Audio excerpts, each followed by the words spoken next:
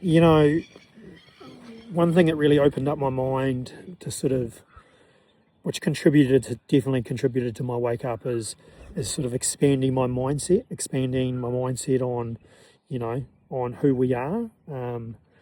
What I mean by that is, I used to not believe in ghosts and anything, right? I just, die and that's it. It's all over. That was my mindset once upon a time. But since that's all since changed, obviously that's part of the wake up journey as you start realizing who we really are.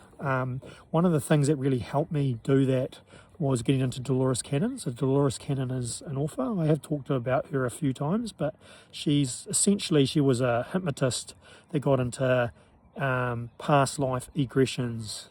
I might be saying that wrong anyway, but point is she's a therapist that would talk to people under trance and then they'll start recalling past lives, right? So she sort of got to the bottom of a lot of trauma or bits and pieces that they may have in this current life could be a result or linked to past lives. So that's where she sort of dived in deep and was able to help people doing this. But in doing that, she found out a lot of information, that she created a lot of books that, if you listen to all those books, you're like getting a first-hand information on, I guess, how the universe works, right? And that's kind of how I seen it. Obviously, after listening to all the books, there's a lot of stuff that I've heard through that information that have linked to things that have happened to me personally. So, why I know it's kosher and I know it's for real is because I've experienced things that line up perfectly with what she's talked about. So, I'm not saying everyone's going to believe things straight off the bat. I mean, I'm just saying if you want to expand your mind,